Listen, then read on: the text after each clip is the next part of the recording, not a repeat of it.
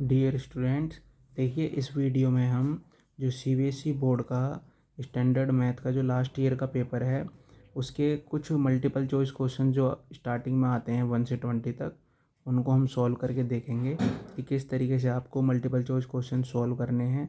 ठीक है, तो ये जो पेपर है ये एक सीबीएसई बोर्ड का लास्ट ईयर का पेपर है, ये किसी रीजन का। तो इसके जो क्वेश्चन है मल्टीपल चॉइस क्वेश्चंस वो हम अभी करके देखेंगे।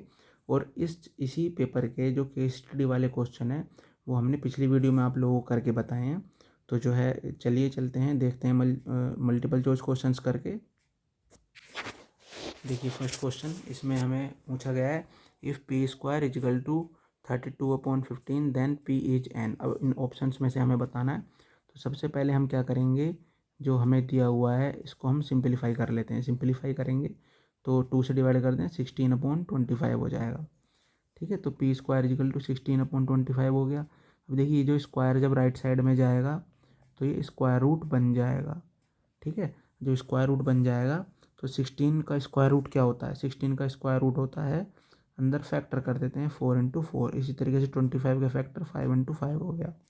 ठीक है, तो ये 4 × 4 इसका स्क्वायर रूट क्या हो जाएगा 4, और 5 × 5 इसका स्क्वायर रूट क्या हो जाएगा 5।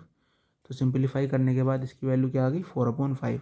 तो 4/5 क्या पी अपॉन क्यू की फॉर्म में, तो ये एक रेशनल नंबर जो है बन जाएगा। तो इसका आंसर हो जाएगा ऑप्शन सी, रेशनल नंबर। देखिए क्वेश्चन नंबर 2, तो distance of the point -6, 8 from x axis. तो इसमें क्या करना है, हमें इस पॉइंट की एक्स एक्सिस से डिस्टेंस बतानी है। तो इसके लिए हम पहले एक छोटा सा देखिए एक डायग्राम बना लेते हैं। ये एक्स एक्सिस, ये वाई एक्सिस। देखिए -6, 8 पॉइंट जो है वो कहाँ पर होगा, इस तरफ जो है नेगेटिव नंबर्स होते हैं एक्स पर इस साइड, और 8 वाई, ये एक्स वाला पॉइंट है, ये वाई वाला पॉइंट है। तो यहाँ पर क्या होगा कि जो -6, 8 पॉइंट है ये कहाँ पर होगा, इसको थोड़ा हम पहले प्लॉट कर लेते हैं। तो ये जो पॉइंट होगा -6 कहीं यहाँ पर होगा और 8 कहीं यहाँ पर होगा। तो इसके सामने यहाँ पर वो पॉइंट होगा -6, 8। अब हमें ये बताना है कि -6, 8 जो है ये एक्स एक्सिस से कितनी दूरी पर है। देखिए ये कितनी दूरी पर है, ये हम ये दूरी अगर ड्रॉ कर लें तो ये परपेंडिकुलर डिस्टेंस जो है वो ये होगी। अब ये वाली जो दूरी ये किसके अलोंग है, ये एक्स एक्सिस के अलोंग है, यानी यहाँ से लेके यहाँ तक। और ये जो पॉइंट है ये क्या होगा, ये 8 यूनिट के सामने हमने यहाँ पर लिया है ना। तो ये 8 यूनिट इसका आंसर हो जाएगा। तो इसके अलोंग ये वाली डिस्टेंस है ये 8 यूनिट है। तो इसका आंसर हो जाएगा ऑप्शन सी, 8 यूनिट। फिर इसके बाद देखिए हमसे पूछा है अगला question number 3, the number of quadratic polynomial having zeros -5 and -3 is. तो हमें ये बताना है the number of quadratic polynomial. तो नंबर ऑफ क्वाड्रेटिक पोलिनोमियल, तो यहाँ पर हम क्या करते हैं, पहले क्वाड्रेटिक पोलिनोमियल निकाल लेते हैं जिसके जीरोज -5 और -3 हैं। तो हमारा फॉर्मूला क्या होता है कि जिसके जीरोज हमें पता हो, -x अल्फ़ा प्लस बीटा और प्लस अल्फ़ा इंटू बीटा। तो अल्फ़ा और बीटा जो है दो जीरोज यहाँ पर देखिए हमें दिए हुए हैं। तो x² -x, अल्फ़ा की वैल्यू -5, बीटा की वैल्यू -3, प्लस -5 इंटू -3। तो यहाँ पर सॉल्व करेंगे तो क्या आ जाएगा, माइनस, ये माइनस का 8 और माइनस तो प्लस का 8x हो जाएगा, और यहाँ माइनस माइनस प्लस यानी प्लस का 15 आ जाएगा। तो अगर देखा जाए तो यहाँ पर देखिए एक यहाँ पर क्वाड्रेटिक पोलिनोमियल आ रही है, लेकिन केवल एक ही नहीं होगी जिसका जी, अभी इसी जो क्वाड्रेटिक पोलिनोमियल है, कहने का मतलब इसके जो जीरोज हैं वो 5 और -5 और -3 हैं। लेकिन यहाँ पर केवल यही एक क्वाड्रेटिक पोलिनोमियल नहीं होगी, यहाँ पर और भी होंगी। वो कैसे होंगी, देखिए यदि मैं इस क्वाड्रेटिक पोलिनोमियल में 2 से मल्टीप्लाई कर दूँ, 2x² + 16x + 30, तो ये भी एक क्वाड्रेटिक पोलिनोमियल हो गई। इसके जो जीरोज होंगे वो भी -5 और -3 होंगे। अब यदि इस क्वाड्रेटिक पोलिनोमियल में मैं 3 से मल्टीप्लाई कर दूँ, 3x² + 24x + 45, तो इस क्वाड्रेटिक पोलिनोमियल के भी क्या होंगे, -5, -3 जीरोज होंगे। अब इस जो है क्वाड्रेटिक पोलिनोमियल में यदि हम 4 की मल्टीप्लाई कर दें, 4x² + 32x + 60, तो उसके भी क्या होंगे जीरोज, -5, -3 होंगे। तो इस तरीके की बहुत सारी क्वाड्रेटिक पोलिनोमियल होंगी जिसके जो जीरोज हैं वो -5, -3 होंगे। तो इसका जो आंसर होगा वो मोर देन 3, यानी ऑप्शन डी यहाँ पर हो जाएगा। चलिए अगले क्वेश्चन की तरफ चलते हैं। क्वेश्चन नंबर 4 देखिए, इस क्वेश्चन में हमसे पूछा गया है the point of intersection of the line represented by 3x minus 4 equal to 3 and Y axis is given by. तो आपको बता दें, देखिए वाई एक्सिस जो होता है, देखिए वाई एक्सिस ये एक्स एक्सिस होता है, ये वाई एक्सिस हो गया। तो वाई एक्सिस जो होता है इस, ये एक्स एक्सिस, ये वाई एक्सिस, तो ये जो वाई एक्सिस होता है इस लाइन की जो इक्वेशन होती है वो एक्स इक्वल टू 0 होती है। यानी अगर वाई एक्सिस पे आपको कोई भी पॉइंट निकालना है तो आप क्या करो, दी हुई लीनियर इक्वेशन में एक्स इक्वल टू 0 रख दो। तो इस इक्वेशन में यदि हम एक्स की वैल्यू 0 रख देंगे तो देखिए ये वाली टर्म तो 0 बन गई, माइनस वाई इक्वल टू 3, तो यहाँ वाई की वैल्यू -3 हो गई। तो जो पॉइंट होगा जहाँ पर ये वाई एक्सिस पर, वो कौन सा पॉइंट है जहाँ पर ये इंटरसेक्ट कर रहे होंगे, वो -3 होगा। और वो जो पॉइंट हो जाएगा उसको हम क्या लिख सकते हैं, 0, -3। तो 0, -3 कौन से ऑप्शन में है, ए ऑप्शन में। तो इसका आंसर हो जाएगा ए। फिर इसके बाद देखिए अगला question, 5th question, the circumference of 2 circle are in the ratio 4/5, what is the ratio of their radii. Radii यानी रेडियस का रेशो यहाँ पर पूछा है। रेडी जो होती है रेडियस की प्लूरल फॉर्म होती है। तो यहाँ पर सर्कमफ्रेंस यानी कि जो उसका फॉर्मूला क्या होता है, वो होता है 2πr1। तो फर्स्ट वाला जो सर्किल है उसकी रेडियस हम r1 मान लेते हैं, और सेकंड वाले जो सर्किल है उसकी रेडियस r2 मान लेते हैं। तो ये हमें दिया हुआ है 4/5। तो 2π से 2π कैंसिल हो गया, और r1/r2 का जो रेशो आएगा वो क्या आ जाएगा, 4/5 ही यहाँ पर आ रहा है। तो ऑप्शन डी जो है 4/5 यहाँ पर इसका ये करेक्ट आंसर हो जाएगा। इसके बाद देखिए क्वेश्चन नंबर 6 देखते हैं।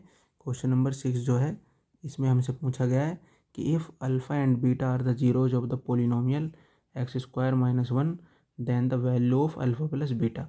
तो यहाँ पर हमसे कहा गया है कि ये जो पोलिनोमियल है x² - 1, इसके जो दो जीरोज हैं वो अल्फ़ा और बीटा हैं। तो हमें बताना है अल्फ़ा प्लस बीटा की वैल्यू को हमें यहाँ जो है फाइंड करना है। तो x² - 1 को यदि हम देखिए यहाँ पर आइडेंटिटी लगाएं तो वो x-1 और x+1 यहाँ पर हो जाएगा। तो इसको हम जब 0 के इक्वल लेकर चलेंगे तो यहाँ से x की वैल्यू एक क्या आ जाएगी 1, और एक x की वैल्यू क्या आ जाएगी -1।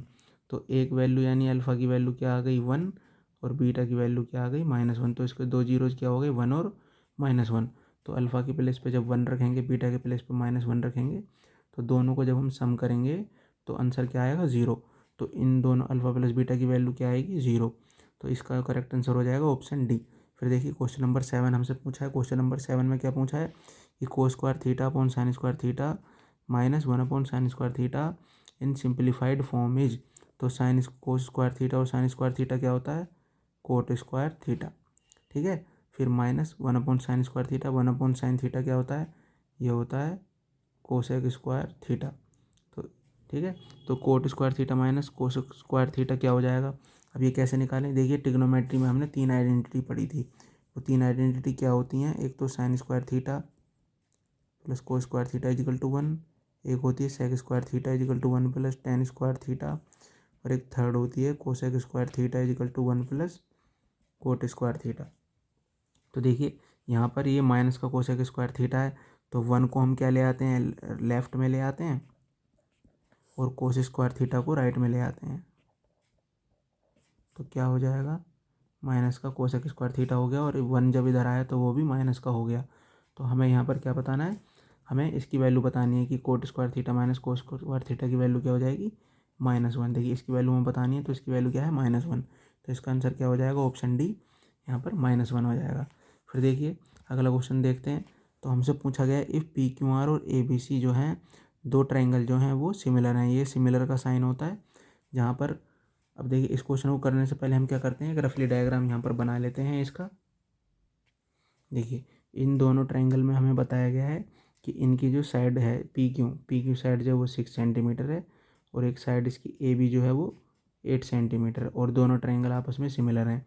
तो ट्राइंगल ABC का जो पैरामीटर है वो 36 सेंटीमीटर दिया है, और PQR का जो पैरामीटर है वो हमें फाइंड करना है। तो कैसे बताएंगे, देखिए जो सिमिलर ट्राइंगल होते हैं उनके जो कॉरस्पॉन्डिंग साइड्स का जो रेशो होता है, देखिए वो आपस में बराबर होता है। PQ/AB is equal to PR/AC is equal to QR/BC।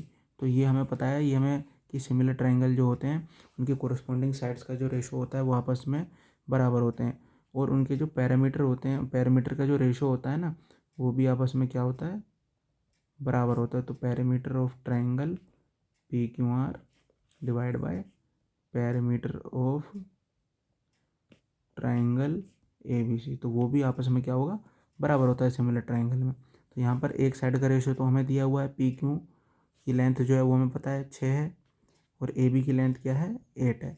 तो उसको हम किसके बराबर ले सकते हैं, जो पैरामीटर का रेशो है उसके बराबर। तो parameter of triangle P Q R, तो पी क्यू आर का तो हमें बताना है, तो parameter of triangle P Q R ये तो हमें फाइंड करना है। तो parameter of triangle A B C ये हमें दिया हुआ है 36 सेंटीमीटर। तो अब क्या करते हैं, क्रॉस मल्टीप्लाई कर लेते हैं। देखिए तो ये क्या आ जाएगा, 36 6 के पास चला जाएगा और 8 डिवाइड में रह जाएगा। अब किससे डिवाइड करें, यहाँ पर हम 4 से डिवाइड कर लेते हैं। 4 9 जा 36, 4 2 जा 8, 2 से ही 6 डिवाइड हो जाएगा, 2 3 जा 6, तो क्या आ गया 27। तो यहाँ पर पी क्यू आर का जो पैरामीटर है वो क्या आ जाएगा 27 सेंटीमीटर। तो इसका करेक्ट आंसर हो जाएगा ऑप्शन बी। चलिए अगले क्वेश्चन की तरफ चलते हैं, क्वेश्चन नंबर 9।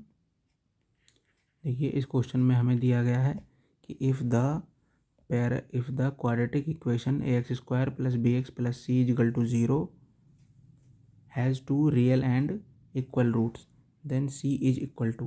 देखिए अगर किसी क्वाड्रेटिक पोलिनोमियल या क्वाड्रेटिक इक्वेशन के रियल और इक्वल रूट होते हैं तो उसका जो डिस्क्रिमिनेंट होता है, जो d होता है, वो इक्वल टू 0 होता है। ये हमने 3 कंडीशन पढ़ी थी कि अगर d ग्रेटर देन जो है, अगर d ग्रेटर देन 0 होता है तो जो रूट्स होते हैं वो क्या होते हैं, रियल और डिस्टिंक्ट होते हैं, है ना। और अगर d इजिकल टू 0 होता है तो जो रूट होते हैं वो इक्वल होते हैं और रियल होते हैं। और अगर d लेस देन 0 होता है तो जो रूट्स होते हैं वो नॉन रियल रूट होते हैं और अनइक्वल रूट होते हैं। तो हमें कौन सी कंडीशन लेकर चलनी है यहाँ पर, d इजिकल टू 0 वाली। तो उस कंडीशन के अकॉर्डिंग देखिए d की जो वैल्यू होती है वो होती है B square minus 4ac equal to 0 हम यहाँ पर लेकर चलेंगे।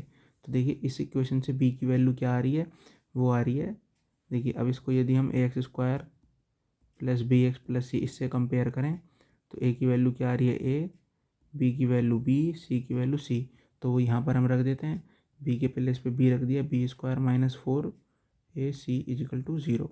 तो बी स्क्वायर 4ac उधर जाएगा तो प्लस का हो गया, तो बी स्क्वायर, तो यहाँ पर इन्होंने हमसे क्या पूछा है, सी की वैल्यू पूछी है। तो सी की वैल्यू क्या हो जाएगी 4a, यहाँ पर आ जाएगा डिवाइड में, तो सी की वैल्यू आ गई बी स्क्वायर अपॉन 4a। तो बी स्क्वायर अपॉन 4a कहाँ पर है, यह है ऑप्शन डी में। तो इसका ऑप्शन डी करेक्ट आंसर हो जाएगा। चलिए क्वेश्चन नंबर 10 देखते हैं। क्वेश्चन नंबर 10 में देखिए दिया हुआ है in the given figure D E parallel B C. तो डी ई पैरेलल जो है वो बी सी के है। तो जब इस तरीके से कोई भी आपको डायग्राम दिखे जहाँ पर एक ट्रायंगल में कोई एक साइड ट्रायंगल की तीसरी साइड के पैरेलल हो और वो उसकी दूसरी 2 अदर साइड्स को जो है डिफरेंट पॉइंट पर कट करे, तो वहाँ पर अब बीपीटी थ्योरम यहाँ पर आप अप्लाई कर सकते हैं, जहाँ पर उनके जो साइड्स का रेशो है वो आपस में बराबर होता है। तो देखिए ए डी जो है वो 3 सेंटीमीटर है, तो ये 3 सेंटीमीटर डायग्राम में भी दिया है। ए बी जो है 7 सेंटीमीटर है, ए बी जो है देखिए ये 7 सेंटीमीटर है ये वाली लेंथ, और ई सी इजिकल टू क्या है 3 सेंटीमीटर। देन हमें यहाँ पर क्या बताना है, हमें यहाँ पर ए लेंथ निकालनी है। तो देखिए यहाँ पर जो है रेशो वो किस तरीके से हम अप्लाई कर सकते हैं, a d upon d b equal to a e upon e c. एक तो ये कंडीशन यहाँ पर होती है, और एक कंडीशन ये भी होती है कि a d upon a b equal to a e upon a c. तो अब हम देख लेंगे दोनों में से हमें कौन सी यहाँ पर अप्लाई करनी है जिससे हमें हमारा आंसर मिल जाए। तो देखिए ए डी जो है, ए डी इस वाले कंडीशन को देखते हैं पहले कि ए डी की लेंथ हमें 3 दी हुई है और ए बी की लेंथ भी हमें 7 दी हुई है। ए ई जो है ये हमें निकालना है, ये वाला पार्ट, तो ए ई हमें निकालना है, और ए सी की जो लेंथ है वो हमें क्या करना है, उसको हम क्या लिख सकते हैं, ए सी की जो लेंथ है उसको हम लिख सकते हैं ए ई प्लस ई सी। ए सी जो देखिए ए सी जो है वो ए ई प्लस ई सी, इस तरीके से हम उसको लिख सकते हैं। तो ए ई तो हमें फाइंड करना है और ई सी की लेंथ हमें 3 दी हुई है, क्रॉस मल्टीप्लाई कर लेते हैं। 3 ए ई प्लस 3 3 9 इजिकल टू 7 ए ई। अब देखिए ए ई की हमें लेंथ बतानी है ना, तो AE को हम क्या करते हैं, इस पार्ट को उधर ले जाते हैं, तो 7AE माइनस 3AE, तो 9, 7 में से 3 गया 4AE, तो AE की लेंथ हमें बतानी है, तो हो जाएगा 9 अब डिवाइड बाय 4, तो 9 को 4 से डिवाइड करेंगे तो क्या आंसर आ जाएगा 2.25, तो इसका करेक्ट आंसर हो जाएगा ऑप्शन बी। फिर देखिए अगला क्वेश्चन देखें, अगला क्वेश्चन प्रोबेबिलिटी का क्वेश्चन है। इसमें कहा गया है a bag contain 5 pink 8 blue 7 yellow ball, 1 ball is drawn at random from the bag, what is the probability of getting neither a blue nor a pink. देखिए तो हमें क्या करना है, एक थैले में 5 8 17 यानी कि 8 5 13 और 7 20 बॉल यहाँ पर टोटल हैं। इन 20 बॉलों में से हमें क्या करना है, एक बॉल को रैंडमली ड्रॉ करना है या उसको निकालना है। तो अब उसको निकालने के बाद हमें ये देखना है कि वो जो बॉल है ना तो ब्लू होनी चाहिए ना वो पिंक होनी चाहिए। अगर वो ना पिंक होनी चाहिए ना ब्लू होनी चाहिए तो इसका मतलब क्या है, वो येलो होनी चाहिए वो बॉल। तो यानी कि येलो बॉल के निकलने की प्रोबेबिलिटी क्या हो जाएगी, तो प्रोबेबिलिटी का फॉर्मूला क्या होता है, न्यूमरेटर में होता है total number of favourable outcome, और यहाँ पर जो है डिनोमिनेटर में क्या होता है, जो है total number of possible outcome. तो यहाँ पर देखिए फेवरेबल आउटकम क्या हो जाएंगे 7 और टोटल पॉसिबल आउटकम क्या है 20, तो इसका करेक्ट आंसर क्या हो जाएगा 7/20। चलिए अगला देखें, अगला क्वेश्चन देखते हैं, क्वेश्चन नंबर 12। क्वेश्चन नंबर 12 में the volume of right circular cone which area of the base is 156 centimeter square and the vertical height is 8 centimetre square. तो यहाँ पर हमें वॉल्यूम फाइंड करना है और कोन का जो सर्किल का जो एरिया है, जो एरिया ऑफ बेस है वो हमें दिया हुआ है। तो देखिए जो कोन होता है वो कुछ इस तरीके का होता है, जो उसका बेस होता है वो सर्कुलर होता है, और ये वाली जो हाइट है, ये हाइट हमें देखिए वर्टिकल हाइट हम यहाँ पर हमें 8 सेंटीमीटर दी है। तो ये जो यहाँ से लेके सेंटर से लेके यहाँ तक की जो डिस्टेंस होती है ये रेडियस होती है। तो यहाँ पर हमें जो पाई आर स्क्वायर है, यहाँ पर उसका एरिया क्या दिया हुआ है 156 सेंटीमीटर स्क्वायर। तो देखिए और कौन का जो वॉल्यूम होता है, वॉल्यूम का फॉर्मूला क्या होता है 1/3 पाई आर स्क्वायर। तो वॉल्यूम के लिए हमें क्या चाहिए, एक तो रेडियस चाहिए और एक हाइट चाहिए। तो रेडियस तो हम यहाँ से निकाल सकते हैं पाई आर स्क्वायर इक्वल टू 156 से, तो पाई की वैल्यू 22.7 रख दें और आर की वैल्यू हमें फाइंड करनी है, तो 156, तो आर स्क्वायर इक्वल टू क्या हो जाएगा 156 इंटू 7 डिवाइड बाई 22। तो हम इसको क्या करते हैं, पहले 2 से डिवाइड कर लेते हैं, 2 7 जा 14, 2 8 जा 16 और 11। फिर इसके बाद देखिए अब किससे डिवाइड होगा ये, तो यहाँ पर देखिए आर स्क्वायर की वैल्यू क्या आ गई 78 इंटू 7 डिवाइड बाई 11। अब ये वैल्यू हम क्या है यहाँ पर उठा कर रख देंगे वॉल्यूम के फॉर्मूले में, तो volume 1/3 pi R square H है। तो 1/3 देखिए पाई की वैल्यू क्या हो जाएगी, पाई की वैल्यू हो जाएगी यहाँ पर 22/7 और आर की वैल्यू हमने क्या निकाली है 78 इंटू 7/11 और एच क्या है, एच यहाँ पर हमें दिया हुआ है 8 है। तो अब इसको कैलकुलेट कर लेते हैं। देखिए 7 से 7 डिवाइड हो गया, ये 11 से 22 को कर दिया 2, 3 से 78 को करोगे 3 2 जा 6 और 3 6 जा 18, तो क्या बच गया 2 इंटू 26 इंटू 8। इसको जब मल्टीप्लाई करेंगे तो मल्टीप्लाई करने के बाद जो आंसर आएगा 416 सेंटीमीटर क्यूबिक आएगा। तो इसका करेक्ट आंसर क्या हो जाएगा, करेक्ट आंसर हो जाएगा इसका डी। चलिए अगले क्वेश्चन की तरफ चलते हैं। देखिए इस क्वेश्चन में हमें क्या दिया हुआ है कि 3 चेयर एंड 1 टेबल कॉस्ट 900, कि 3 चेयर और 1 टेबल की जो कॉस्ट है वो टोटल हमें 900 रुपीज़ की हमें पड़ती है। इसी तरीके से 5 चेयर और 3 टेबल की जो कॉस्ट है वो 2100 जो है वो हमें मिलती है। If the cost of 1 chair is X rupees and the cost of 1 table is Y rupees, तो हमें सिचुएशन बतानी है वो किस तरीके से होगी। तो देखिए यहाँ पर 3 से क्या हो जाएगी 3x से मल्टीप्लाई हो जाएगी, क्योंकि चेयर का जो प्राइस है वो X रुपीज़ है और टेबल का जो प्राइस है वो Y रुपीज़ है। तो 3x प्लस 1 टेबल यानी कि Y इजिकल टू 900। ठीक है, इसी तरीके से सेकंड इक्वेशन क्या हो जाएगी 5 चेयर यानी 5 चेयर का 1 चेयर की वैल्यू कितनी है X प्लस 3 टेबल यानी 3y इजिकल टू 2100। तो देखिए अभी हमें केवल ये दोनों इक्वेशन हमें ऑप्शन में देखनी है कि कौन से ऑप्शन में दी हुई है। तो 3x plus Y equal to 900, 5x plus 3 यानी कि ये ऑप्शन डी में हमें दिया हुआ है। देखिए यहाँ पर जो है ऑप्शन डी जो है, ऑप्शन डी 3x+y, 3x+y नहीं, ये ऑप्शन सी होगा यहाँ पर, इसको करेक्ट कर लें। इसका जो करेक्ट आंसर होगा वो होगा ऑप्शन सी। तो ये जो दोनों इक्वेशन है वो कौन से ऑप्शन में दी हुई हैं? ऑप्शन सी में। तो इसका जो करेक्ट आंसर वो हो जाएगा ऑप्शन सी। चलिए अगले क्वेश्चन की तरफ चलते हैं। Question number 14। देखिए एक डायग्राम बना हुआ है सर्किल का।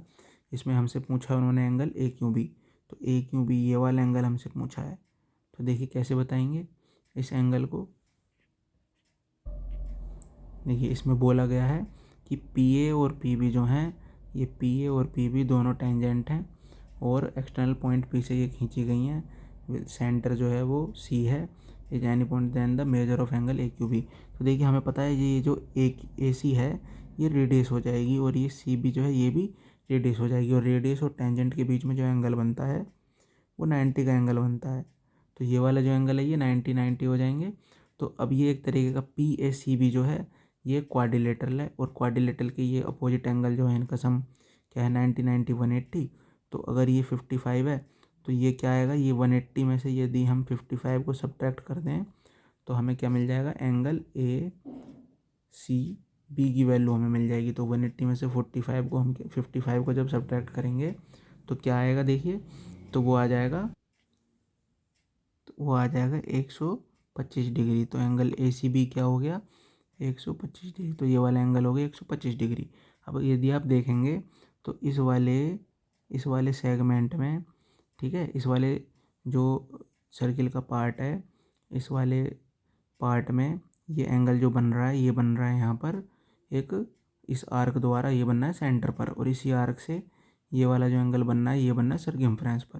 तो सेंटर पर बनने वाला जो एंगल होता है वो हाफ होता है जो सर्कमफ्रेंस पर एंगल बनना है, ठीक है। तो इसका जो एंगल हो जाएगा ए क्यू बी वो हो जाएगा हाफ 120 का। तो 120 का जो हाफ हो जाएगा वो क्या आएगा 62.5 डिग्री। तो ये करेक्ट आंसर हो जाएगा इसका ए। तो ए इसका करेक्ट आंसर हो जाएगा। इसके बाद देखिए question number 15। A card is draw at random from a well shuffled deck of 52 playing card. The probability of getting a face card. तो देखिए 52 कार्ड्स में फेस कार्ड कितने कितने होते हैं। फेस कार्ड एक तो देखिए किंग के वाला होता है, ठीक है। फिर इसके बाद एक क्वीन, ये सभी में होता है, तो ये भी एक फेस कार्ड होता है। फिर इसके बाद जे, तो ये भी एक फेस कार्ड होता है, ठीक है। तो कितने हो गए, ये 3 कार्ड हो गए। और जो 12 के जो सेट होते हैं उन सभी में 13 के जो सेट होते हैं उन सभी में ये 3 फेस कार्ड सभी में होंगे। तो टोटल कार्ड कितने यहाँ पर हो गए, 3 4 जा 12। तो 12 कार्ड यहाँ पर हमें फेस कार्ड हमें मिलेंगे। तो 12 में से ही कोई एक कार्ड वो निकलेगा। तो फेवरेबल आउटकम क्या हो गया 12, और जो हमारा टोटल पॉसिबल आउटकम हो गए वो हो गए 52। तो डिवाइड कर देते हैं, देखिए 2 6 और 26। इसको भी सिंप्लीफाई कर लें, 3/13। तो करेक्ट आंसर क्या हो गया, ऑप्शन बी। तो 3/13 हो गया। इसके बाद देखिए question number 16। If theta is an acute angle of right angle triangle then which of the following equation is not true. तो कौन सी इक्वेशन जो है वो ट्रू नहीं होगी। देखिए फर्स्ट इक्वेशन को यदि हम देखें तो साइन थीटा को जब हम राइट हैंड साइड में ले जाएंगे तो कोस थीटा बटे साइन थीटा हो जाएगा, और कोस थीटा बटे साइन थीटा तो ये तो कोट थीटा ही होता है, तो ये तो ट्रू होगी। फिर इसके बाद देखिए इस वाली इक्वेशन को देखें तो यहाँ पर यदि हम देखेंगे तो ये जो कोस थीटा है जब आप राइट हैंड साइड में ले जाएंगे तो ये साइन थीटा की डिवाइड में आ जाएगा, और sine theta upon cos theta क्या होता है, वो टेन थीटा ही होता है। तो ये भी ट्रू हो गई, ये भी ट्रू हो जाएगी। फिर इसके बाद देखिए cosec square theta minus cot square theta equal to 1। तो ये एक आइडेंटिटी तो होती है, लेकिन इसको हम चेक करते हैं कि वो आइडेंटिटी क्या होती है कि कोस स्क्वायर थीटा बराबर 1 प्लस कोट स्क्वायर थीटा। तो ये आइडेंटिटी ये होती है। तो कोट स्क्वायर थीटा को यदि हम राइट में लेफ्ट साइड ले जाएंगे तो देखिए इसी तरीके की इक्वेशन बन जाएगी, यानी कि ये वाली भी जो है बिल्कुल करेक्ट यहाँ पर इक्वेशन लिखी हुई है। फिर इसके बाद देखिए ये वाली आइडेंटिटी जो है सेक स्क्वायर थीटा वाली, तो सेक स्क्वायर थीटा वाली आइडेंटिटी क्या होती है, sec square theta plus tan square theta. यहाँ पर देखिए 1 एक तरफ है और टेन स्क्वायर दूसरी तरफ है। तो जब हम sec square tan square theta को लेफ्ट में लेके जाएंगे तो माइनस का टेन स्क्वायर होगा और प्लस का सेक स्क्वायर होगा तभी हमें 1 मिलेगा। लेकिन यहाँ पर क्या है, टेन प्लस का है और सेक स्क्वायर थीटा माइनस का है, तो यहाँ पर ये वाला जो ऑप्शन है ये गलत है, ये क्वेश्चन गलत है और इसका जो करेक्ट आंसर है वो यही होगा, ऑप्शन डी। फिर इसके बाद देखिए, if the zeros of the quadratic polynomial X square plus X plus B are 2 and -3 then, तो हमें क्या बताना है, यहाँ पर ए और बी की वैल्यू फाइंड करनी है। तो देखिए, हमें पता है कि जो जीरोज होते हैं उनका जो सम होता है और जो उनका प्रोडक्ट होता है, तो वो हम यहाँ पर अप्लाई कर सकते हैं। देखिए, मान लेते हैं कि जो उनके जीरोज का जो सम है, एक जो जीरो जो अल्फ़ा, उसको अल्फ़ा मान लेते हैं, एक जीरोज को बीटा मान लेते हैं, तो अल्फ़ा प्लस बीटा क्या होता है, -b/a। तो इसको यदि हम कंपेयर करें x square plus B x plus c से, तो ए की वैल्यू यहाँ से 1 आती है और बी की वैल्यू यहाँ से a+1 आती है और सी की वैल्यू क्या आती है, वो b आती है। तो अल्फ़ा प्लस बीटा का सम जो है वो तो हमें पता ही है कि 2 + -3, और b की वैल्यू देखिए, b की वैल्यू क्या है, a+1, तो -a+1 डिवाइड बाय a की वैल्यू क्या है, 1। तो यहाँ से a की वैल्यू देखिए हम फाइंड कर सकते हैं, तो ये -1 हो गया, 2 + -3 और ये -a+1, तो ये माइनस से माइनस कैंसिल हुआ, तो a की वैल्यू क्या आ जाएगी, -1। तो देखिए, a की वैल्यू -1 कहीं यहाँ पर आ रही है, देखिए थोड़ा करेक्ट करें, यहाँ पर ये क्या हुआ, माइनस से माइनस कैंसिल हो गया, तो यहाँ पर 1 बच गया, तो 1 = a+1। तो 1 जब लेफ्ट हैंड साइड में जाएगा तो a की वैल्यू क्या आएगी, 0 आएगी। तो a की वैल्यू देखिए, a की वैल्यू 0 कहाँ पर है, यहाँ पर। तो हमें b भी फाइंड करने की ज़रूरत नहीं है, जहाँ a हमें 0 मिल रहा है वो इसका करेक्ट आंसर हो जाएगा। तो इसका करेक्ट आंसर क्या हो गया, ऑप्शन डी। चलिए अगले क्वेश्चन की तरफ चलते हैं। देखिए, इस क्वेश्चन में जो है हमें यहाँ पर जो है sum up to n term वाला फॉर्मूला जो है वो इन्होंने किस तरीके से दिया है कि 3n² + n। तो यहाँ पर हमें क्या बताना है, हमें फर्स्ट टर्म बतानी है। तो ऐसे क्वेश्चन जब भी आते हैं तो यहाँ पर देखिए, यदि n की वैल्यू 1 हम यहाँ पर रख दें तो उसका मीनिंग क्या हो जाएगा कि sum up to first term. s2 यदि रख दें तो उसका मतलब क्या हो जाएगा, सम अप टू 2 टर्म। तो हमें क्या बताना है, यहाँ पर s1 बताना है, sum up to first term. तो n की जगह पर क्या रख देंगे, 1 रख देंगे, तो 1 का स्क्वायर 3, 1 का स्क्वायर 1 हो जाएगा, 3 + 1 क्या हो जाएगा, 4। तो इसका करेक्ट आंसर क्या हो जाएगा, 4, ठीक है ना। तो इसका 18 का करेक्ट ऑप्शन हो जाएगा डी। इसके बाद देखिए, असर्शन और रीजन वाले दो क्वेश्चन हमारे असर्शन और रीजन वाले भी आते हैं। तो इनको क्या करना होता है, पहले हमें स्टेटमेंट जो असर्शन और रीजन है उन दोनों को पढ़िए, जो भी हमें करेक्ट लगता है फिर उसको हम इन 4 ऑप्शन में फाइंड करेंगे। तो देखिए, सबसे पहले जो स्टेटमेंट है उसमें दिया है 5 + √7 is a root of quadratic equation with rational coefficient then its other root. तो देखिए, अगर कोई हमारा यहाँ पर यदि हम देखें तो ये क्या है, हमारा एक इरेशनल नंबर भी ऐड हुआ है एक रेशनल नंबर में। तो जब इस तरीके का कोई क्वाड्रेटिक इक्वेशन का कोई रूट होता है तो उसका जो अदर रूट होता है वो उसका कॉन्जुगेट ही होता है, यानी कि जो बीच में हमारा जो साइन है उसको हमें बस क्या करना है, यहाँ पर चेंज कर देना है। तो 5 जो बीच का साइन है उसको हमने क्या कर दिया, प्लस को माइनस कर दिया, तो इसका अदर रूट क्या होगा, 5 - √7 ही होगा। तो यानी कि ये जो असर्शन है ये बिल्कुल करेक्ट है। इसके बाद देखिए, रीजन देखें, the surd roots of an quadratic equation with जो है rational coefficient occur in conjugate pair. तो ये जो रीजन है ये बिल्कुल करेक्ट लिखा हुआ है कि यदि क्वाड्रेटिक इक्वेशन के रेशनल कोफिशिएंट जो है सर्ड्स रूट्स उसके आते हैं तो उसका जो अदर रूट होगा वो कॉन्जुगेट पेयर ही होगा। तो इसका मतलब ये हुआ कि both A and R are true and reason R is the correct explanation of assertion A. तो इसका जो करेक्ट आंसर हो जाएगा वो क्या हो जाएगा, ए। तो 19th का ए इसका करेक्ट आंसर हो जाएगा। फिर देखिए question number 20, statement A assertion जो यहाँ पर दिया है, थीटा इन बिटवीन 0 and 19 और cosec theta minus cot theta and cosec theta plus cot theta are reciprocal of each other. ठीक है, तो इसको चेक कर लेते हैं पहले कि क्या ये एक दूसरे के रेसिप्रोकल हैं। तो हम क्या करते हैं, ये चेक करते हैं कि हम 1 cosec theta minus cot theta लिखते हैं। ठीक है, अब देखिए, अब हम ये चेक करेंगे क्या 1 cosec theta minus cot theta की value cosec theta plus cot theta आती है कि नहीं आती। तो यहाँ पर हम क्या करते हैं, जो इसका कॉन्जुगेट है उससे ऊपर नीचे मल्टीप्लाई कर देते हैं। तो cosec theta plus cot theta, तो ऊपर देखिए, ऊपर तो क्या रहा, कि cosec theta plus cot theta ही रह गया, और नीचे ये ए माइनस बी और ए प्लस बी की आइडेंटिटी यहाँ पर बन जाएगी। तो cos square theta minus cot square theta आ जाएगा। तो देखिए cosec square theta minus cot square theta की वैल्यू क्या होती है, 1 होती है। क्यों होती है, क्योंकि एक आइडेंटिटी होती है कि कोस square theta 1 plus coat square theta. तो यदि हम कोट स्क्वायर थीटा को लेफ्ट साइड ले जाएंगे तो माइनस का हो जाएगा, और ये आइडेंटिटी क्या बन जाती है, cos square theta minus cot square theta equal to 1। तो नहीं, जो हमारा डिनोमिनेटर में लिखा है तो उसकी वैल्यू क्या हो जाएगी, 1 हो जाएगी। तो ये क्या बच गया, cosec theta plus cot theta. तो इसका मतलब ये हुआ कि cosec theta plus cot theta cosec theta minus cot theta का रेसिप्रोकल है। बिल्कुल ये करेक्ट है, स्टेटमेंट ए यानी असर्शन।